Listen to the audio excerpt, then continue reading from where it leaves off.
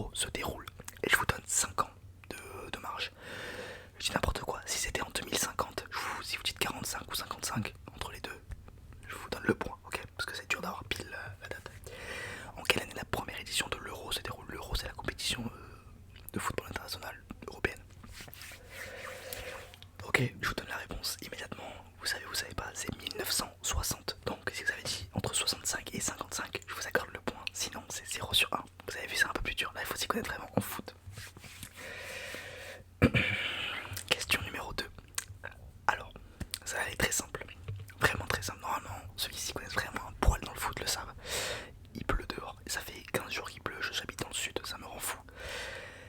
Le pays qui a inventé le football, pardon, quel pays a inventé le football tel qu'on le connaît, ok? Parce qu'il y a eu des autres, voilà, trucs, des autres manières de jouer. Mais quel pays a vraiment inventé le football comme on le connaît avec les cages, les 11 joueurs?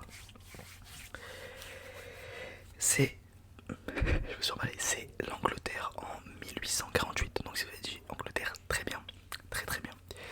1848, c'est le moment où il y a eu l'unification des règles, mais ça jouait déjà au foot avant ça. Donc dans les années 1800 au 19e siècle en gros. Ensuite, quelle est cette équipe? Je vous mets le logo juste ici. Un peu dur, vous voyez ce que je veux dire? On l'a tous déjà vu. Si vous connaissez un petit peu le football, on l'a tous déjà vu. Mais c'est pas clair pour tout le monde. On n'a pas vraiment on n'est pas sûr. Quelle est cette équipe? Donc vous le savez pas encore une fois. C'est Hambourg. Hambourg SV. Hambourg là où est inventé l'hamburger d'ailleurs, pour la petite anecdote qui sert à rien. L'équipe c'est Hambourg qui est en Bundesliga 2, donc en Ligue 2 d'Allemagne je crois. Si je dis pas de bêtises, ou même plus bas. Non, je crois que c'est en Ligue 2. Enfin, en Bundesliga 2. Question 4, celle-là elle est très très intéressante et moi je savais pas, je savais qu'il y a bref, je vais vous dire. Alors, quelle est la ville qui accueille le plus d'équipes de foot professionnelles? Quelle est la ville qui accueille le plus d'équipes de foot pro? Parce que je pense qu'il y a des villes pardon, qui accueillent enfin, qui ont, je dis n'importe quoi, plein d'équipes de foot. Mais c'est pas des équipes très haut niveau. Là je vous parle vraiment d'équipes connues qui sont toutes dans la même. C'est Londres avec 13 équipes de foot, c'est énorme. Je vais mourir. C'est Londres avec 13 équipes de foot, dont par exemple Chelsea, Tottenham, Arsenal, Crystal Palace, il y en a plein. Et quand vous regardez sur la map, vous avez les. Parce qu'après il y en a en EFL et tout, enfin c'est vraiment beaucoup d'équipes. Mais quand vous regardez la carte, vous avez tous les stades. D'ailleurs j'ai déjà vu celui de Tottenham. Et c'est fou, genre, ils sont tous collés. Là pour le coup c'est vraiment un derby. Ce qu'on appelle un derby, c'est par exemple quand deux équipes proches géographiquement jouent l'un contre l'autre. Mais là pour le coup, deux équipes qui jouent à Londres, c'est stylé. Quelle équipe de foot féminine a remporté le plus de fois la Coupe du Monde? Celle-là elle est plutôt simple en vrai. En vrai ça va. Voilà. Quelle équipe de foot féminine a remporté le plus de fois la Coupe du Monde? Coupe du Monde féminine des États. Bref. C'est les États-Unis évidemment. 4 fois. 4 fois. Et je sais pas pourquoi en Angleterre, aux États-Unis pardon, ils jouent pas spécialement au foot, mais les filles par contre jouent vraiment beaucoup au foot. Bon, ce qui s'appelle soccer, évidemment on les emmerde, mais elles jouent beaucoup au foot. Ok, ça là elle est trop bien parce que je m'en rappelais pas et je trouvais ça intéressant. Alors, quel gardien a été nommé meilleur gardien de la compétition de Ligue des Champions en 2021? Alors ça paraît très précis, mais je vais vous donner un indice qui va vous mettre sur la voie.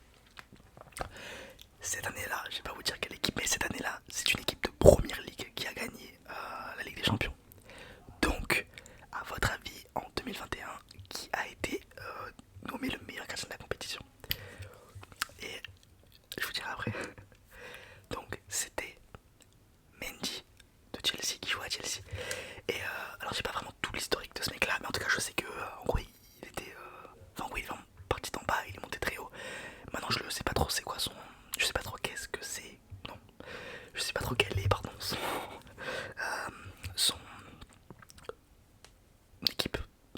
Qu'est-ce qu'il fait? Ok, j'ai pas de nouvelles, je l'ai pas appelé, mais voilà, c'était fou parce que je me rappelle qu'il avait fait une Ligue des Champions, les gars, de malade, tout le monde parlait de lui. Et là, je sais pas. Bref, parce que je pense que c'est parce que le gardien titulaire était pas là de Chelsea. Bref, 7ème question. Si vous avez 6 sur 6, vous êtes déjà très bon quand même.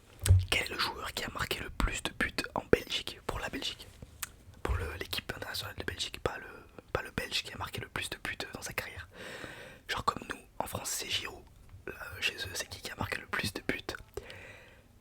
Moi ça m'a étonné. C'est, je mets des petites pauses, c'est Lukaku. Alors moi je pensais au hasard, mais bon il est pas buteur, au hasard, ou un mec qu'on connaît pas, genre un vieux, tu vois, enfin un mec qui a joué longtemps. Mais non c'est Lukaku, étonnamment. Donc bravo à lui, bravo. Très bon joueur Lukaku, très sous-côté. Huitième question. Alors celle-là ça m'a étonné, mais bref. Quel joueur a pris le plus de cartons rouges dans sa carrière? Je vais vous donner un indice. C'est un joueur très connu, mais vraiment, quand je vous dis très connu, c'est très connu, ok?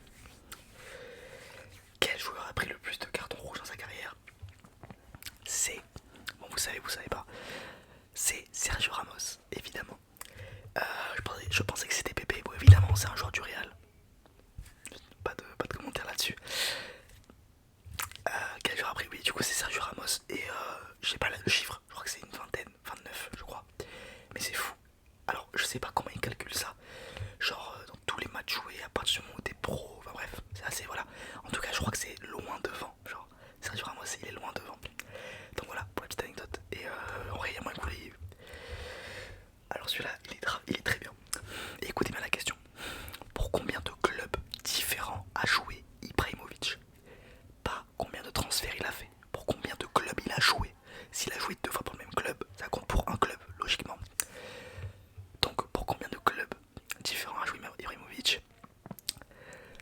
Pour 9 clubs. Comme ça, je sais pas comment on fait. 9 clubs. Je les ai pas tous en tête. Moi, je crois qu'il y en a 2 en Suède. Il y a Barcelone, il y a Paris, il y a Los Angeles, Milan, Inter Milan. Et il y en a 2 que j'ai plus. Bref, en tout cas c'est 9. Et il y a eu 11 transferts parce que je crois qu'il est allé 2 fois à l'Inter, 2 fois à Milan. Bref, en tout cas c'est 9. Si vous avez eu 9, c'est la bonne réponse. Et c'est fou. Et évidemment j'ai choisi Ibrahimovic parce que c'est un mec qui a beaucoup changé d'équipe. Mais j'ai l'impression d'en oublier. Los Angeles, bref, vous me direz dans les commentaires. 10ème question. C'est à la moitié. À quel club appartient la devise? La devise d'un club, c'est le slogan en gros. You will never walk alone. Je l'ai dit vraiment à la française. You'll never walk alone. Je l'écris là, je vous l'écris parce que sinon mon accent je suis pas sûr. À quel club appartient cette devise?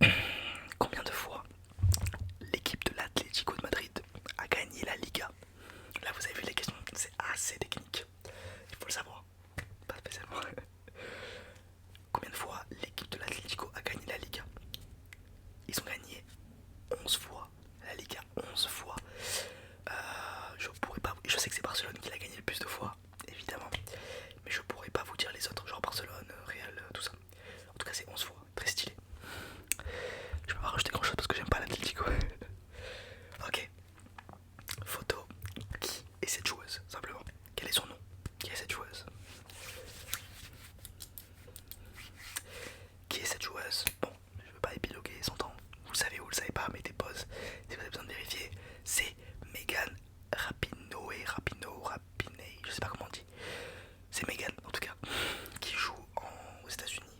Et je sais pas dans quel club elle joue. Pour être honnête, je crois pas, je suis désolé, le foot féminin. Mais voilà, en tout cas, mais elle est connue, elle est vraiment connue. C'est Alex Morgan et elle, vraiment, sont très connus. Alex Morgan. Ah ouais, j'ai un doute si c'est pas une actrice de cul. Bref, 14ème question. Quel est le prénom entier si Alex Morgan est une actrice de cul? Attendez, Clara Morgan. Non, Clara Morgan est une actrice de cul et Alex Morgan c'est. Je suis désolé de faire cette comparaison, c'était vraiment pas fait exprès. Passons, 14ème question, pardon. Quel est le prénom entier de Neymar? Quel est le prénom et le nom de famille de Neymar? Parce qu'on l'appelle tous Neymar. Et c'est son prénom d'ailleurs, donc pour vous donner un petit indice, c'est son prénom. Normalement vous le savez, en vrai vous avez déjà dû l'entendre. Après, moi je m'en souvenais pas par exemple, mais voilà. Le prénom entier, enfin le nom de famille, le nom entier de Neymar, c'est Neymar da Silva Santos Junior. Donc maintenant nous l'appelle que Neymar Junior. Enfin on l'appelle que Neymar, mais sur son maillot il y a écrit Neymar Junior, donc Neymar da Silva Santos Junior. Il n'y a pas plus brésilien que ça n'existe pas. C'est vraiment la définition du Brésil pour moi, ce mec, c'est vraiment le Brésil. Je peux pas rajouter plus, si ce n'est qu'il aurait dû rester à Barcelone, ce n'est que mon avis. 15ème question. Quel est le nom du mythique stade de Milan c'est pas l'Inter, c'est AC Milan. Waouh, j'ai un bug. Quel est le stade de Milan en tout cas? Il est vraiment très connu ce stade. Il y a le Bernabeu, le Camp Nou, le Vélodrome. Et bon, je vous le dis, c'est San Siro qui est pour moi le plus beau stade, au monde. Peut-être derrière le Camp Nou parce que c'est plus dans le cœur, mais en vrai le stade du Camp Nou est architecturalement, je sais pas comment on dit, esthétiquement en tout cas en dessous je pense. Mais évidemment je préfère 100 fois aller voir un match au Camp Nou parce que c'est Barcelone. 16ème question. Contre quelle équipe en 2014 Van Persie inscrit ce but mythique de la tête? Alors évidemment, je vous mets une photo parce que sinon c'est compliqué. Je vais mettre une photo qui va pas vous donner trop d'indices. Le seul indice que vous pourrez voir sur cette photo, c'est qu'il était en maillot international, qui jouait aux Pays-Bas à ce moment-là. Donc il jouait contre une équipe, comment dire ça, d'une équipe d'État, enfin une équipe de voilà de pays. C'est pas, il joue pas contre Arsenal ou Marseille, il joue contre un pays. Voilà, c'est le seul indice que vous aurez. Et c'était en 2014. Et il inscrit. Ce but est magnifique et fou d'ailleurs. Enfin, c'est fou de tenter ça. Bref, il est magnifique. Et c'était en 2014 donc. L'équipe contre laquelle il met la tête, contre laquelle pardon, il marque cette tête, c'est l'Espagne, évidemment. 4 ans après le. En plus c'était en Coupe du Monde, 4 ans après la défaite en finale 2010 Coupe du Monde contre l'Espagne, il met ce but. La petite revanche. En plus je crois qu'ils les ont laminés pendant ce match. Mais c'était un petit peu le moment où l'Espagne a commencé à retomber. 17ème question. Qui était le capitaine lors de la victoire de la Coupe du Monde de la France en 98? Donc qui était le capitaine de la France en 98 plutôt? Bon évidemment, j'ai évidemment mis que c'était la victoire de la Coupe du Monde. Alors ça là m'a étonné, je pense que vous le savez. Mais moi j'avais pas l'info parce que ça m'intéressait. Le foot que j'ai pas regardé m'intéresse pas spécialement, je suis désolé. Et c'est très dur de connaître les stats, les trucs comme ça d'un foot de joueurs que vous avez pas regardé, d'équipes que vous avez jamais regardé. C'est dur, genre si tu regardes pas les matchs, c'est vraiment dur de s'intéresser. Mais ça là en vrai c'est intéressant de la savoir parce que c'est l'équipe de France et surtout 98. Donc le capitaine c'était Didier Deschamps. Didier Deschamps évidemment. Je pensais pas que c'était lui, je pense pas qu'il avait un rôle aussi majeur dans l'équipe de France. Donc voilà, vous avez l'info. Didier Deschamps qui gagne la Ligue des Champions pas longtemps après. Ou non, avant, je sais plus, bref. Incroyable, une carrière de fou quand même, Didier Deschamps. 18ème question. Alors ça là, il n'y a pas d'indice. Je peux pas vous donner d'indice. Quelles sont les couleurs du RC Lens? Le RC Lens qui joue en Ligue 1, évidemment, mais qui joue le mi-tableau haut, je crois. Je rate pas. Honnêtement, je rate pas la Ligue 1. Et je rate pas les scores non plus. Je m'intéresse de moins en moins au foot. C'est pour ça qu'avec ces vidéos, ça me permet de me faire un vent d'air frais, de m'y re-intéresser. Quelles sont les couleurs? Les couleurs, par exemple, c'est vrai que je me suis peut-être mal dit. Les couleurs de Barcelone, c'est rouge et bleu. Bon, il y a du jaune, mais c'est pas le principal. Bon, allez, je vous donne un indice. Les deux principales couleurs du RC Lens, c'est le jaune et le rouge, évidemment. RC Lens qui est connu, j'exagère, en tout cas qui est connu nationalement pour son ambiance dans son stade. Et genre, c'est pas qu'il n'y a pas beaucoup de supporters, mais c'est pas Paris en tout cas, mais il y dit Lensois d'ailleurs. S'il y a des Lensois qui regardent mes vidéos, expliquez-moi d'où vient cette ferveur, ce chauvinisme pour Lens, j'ai besoin de savoir. Je pense que ça se transmet en fait. Juste, si ton père te dit t'amènes au stade dès que t'as 6 ans, au bout d'un moment tu deviens, c'est obligé. Mais c'est trop stylé, je trouve. 19ème question. 10ème question. Combien d'équipes d'Afrique ont gagné la Coupe du Monde? Celle-là, elle est technique. Combien d'équipes d'Afrique ont gagné, d'équipes africaines ont gagné la Coupe du Monde? Non, en tout.